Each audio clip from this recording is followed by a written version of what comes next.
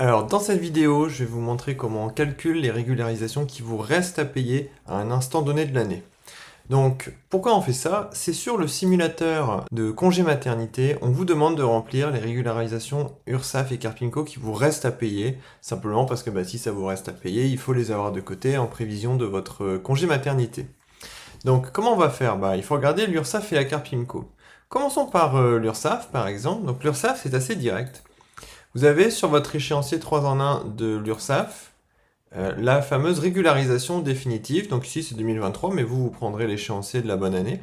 Et on voit qu'il vous reste deux prélèvements à avoir de à peu près 400 euros. Donc si vous êtes par exemple en juillet, eh bien en juillet ça veut dire qu'il faudra payer le prélèvement d'août et le prélèvement de novembre. Donc si on fait la somme des deux, ça va nous donner 545 plus 439, donc 884 euros pour l'URSSAF. Maintenant, admettons, quand vous faites la simulation, vous êtes au mois de septembre. Donc au mois de septembre, vous avez déjà payé le prélèvement d'août, donc ça c'est pas important. Donc en septembre, il ne reste que les 439 euros à payer. Donc on va garder ça en marque 439. Et on va faire la même chose pour la Carpinco. Donc au niveau de la Carpinco, on va prendre l'échéancier.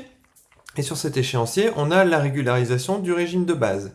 Donc ce régime de base ici, il est calculé là, donc on a le total qui est à 2800, mais comme vous avez déjà payé 1700 dans ce cas-là, il reste en régularisation 1028. Donc ok, il y a 1028, maintenant il faut voir sur combien de mois ça va se développer.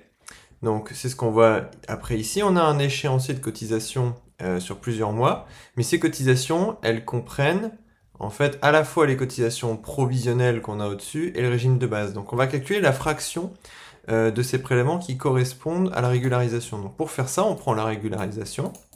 Donc ici, elle vaut 1028. Et on va la diviser par la somme totale payée, 4953. Donc on a 20%, allez on va dire 21 relatif à la régularisation. Et ce qu'on fait, c'est qu'on a ici 825.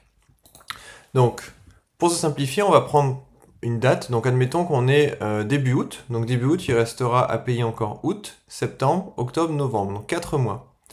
Donc on a 825 fois les 4 mois qui nous restent à payer.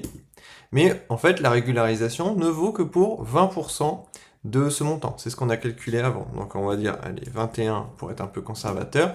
693 euros. Donc on va prendre ce 693 euros, on va lui ajouter le montant que l'on avait calculé pour la Carpinco, et on va aller saisir le montant final dans cette case régularisation restante à payer. Donc c'est bien ce qu'il reste à payer à l'instant où vous faites le calcul, la simulation pour votre congé maternité.